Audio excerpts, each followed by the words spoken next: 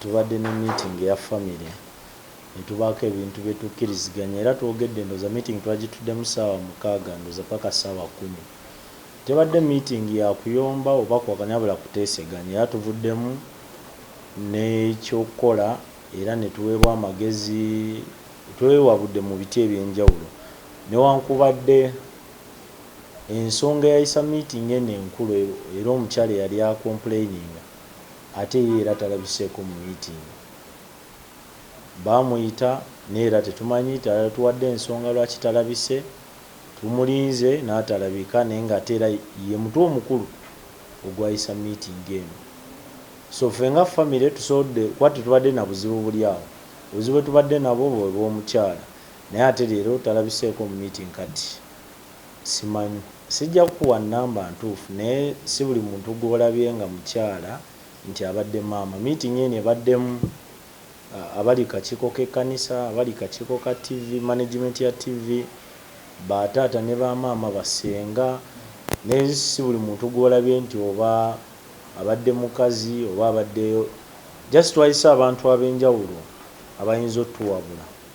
nga bwe mbagambye ekigendera kya meeting ffenna nga bwe tutudde mu meeting twali tukkiriziganya naye ne wabaawo omu eyali takkiriziganya kooti n'etugamba bwe twagenda ofuna letters of administration tufune mediation tutuule tukkiriziganye naye ekyennaku era ne mu meeting talabiseeko gye tutajja gambu twagiyita mu nkukutu nti natwala naye nkola ekintu nze kye naye saagala kukola naye ne bampabula ne bangamba agiteeke ku media era ne ngiyita mu mawulire neno munda ne tugezaako bakontaktinga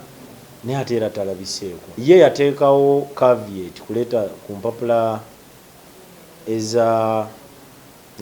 ku letters of administration yateekawo caveat n'aclaiminga abanja omugenzi $1,000,000 n'aclaiminga omwana talabirirwa n'amala n'asembyayo ng'agamba eddaame si ttuufu lyakyusibwa era ng'agamba ku ddaame eryo yandibadde omutwe omukulu ensi yonna yali ekimanyi n'ab'ekkanisa nga bakimanyi ne famire ng'ekimanyi era kooti n'etugamba tutuule nga famire tugezeko tunula mu nsonga ye famire etudde ate era talabiseeko tewali abadde awanyisiganya bisongovu maybe bayinza okuba ba raisins amaloboozi naye tewali luyombo lubaddeyo lwonna nga bwe nkugambye mwe mukikootinze bisi buli muntu gwe mulabeko nti abadde mukazi wabula meeting yabaddemu abantu ab'enjawulo si buli omuntu ayagala kamera balina ensonga zaabwe nange ze simanyi naye bo bagamba era abamu n'okujja bagambye bannamawulire banaabaawo ne tubagamba tebajja kubaawo era muva kujja mu meeting teri n'omu awadde agenda kwogera so okubalaba nga beebikkiridde tebagaba mawulire tebagaba kamera anyway saakiwulira ng'akyogera nti Jengo takisobola era ne mu meeting tewali akyogeddeko kuba ensonga yatuuza meeting ebadde ya mukyalo oyo atazze then family ne tutula ne tugamba kati omuntu oyo tugenda mukola ki bannamateeka ne batuwabula nti kirungi mulina evidence nti mwayita meeting era mulina evidence nti meeting etudde wabula yatazze nga taweereza yadde obubaka lwaki tazze so ne tugezaako okwogera ku bintu bya family ebirala tetwagaana muwa buyambi era ne poliisi enansana bennyini baatuuka ne bagamba naye kati tumanyi mukyalo kyayaga kwasi gwe gwali gusoose omukyala nga ye wana ekyasookera ddala obuyambi yajja n'agamba buli wiiki alina ssente zayagala akakiiko konna na buli muntu n'agaana zine mbagamba kale tujja muwaayo 10 wiki nga nakyo nali nenyigiriza nnyo bwe olina abaana atali omu atali babiri nga buli omu ogendamu $10,000 nga tekuliiko ddwaliro tekuliiko school fees just upkeep naye ne ŋŋamba kale naye we yajja nga tozifuna nga bamugamba sayininga ye ng'agamba kimu tasayininga mataga wa mwana we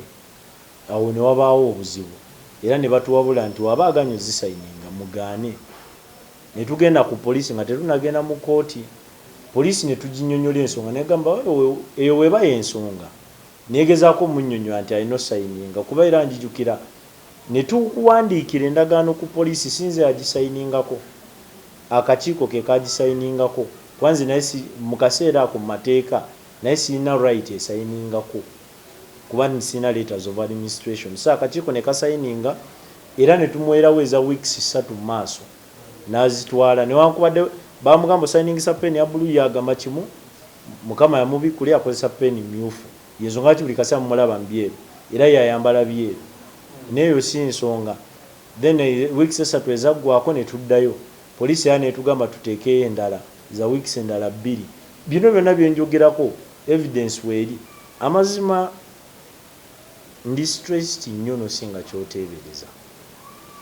naye kiba kisa kya Katonda ogezaako biyita mu buli lukya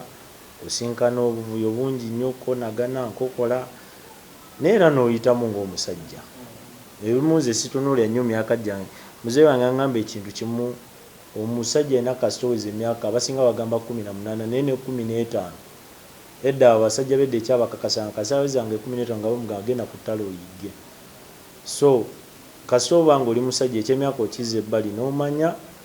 togenda kudduka buvunaanyizibwa bw'olina togenda kukola ki ogenda yimirira obifeesinge.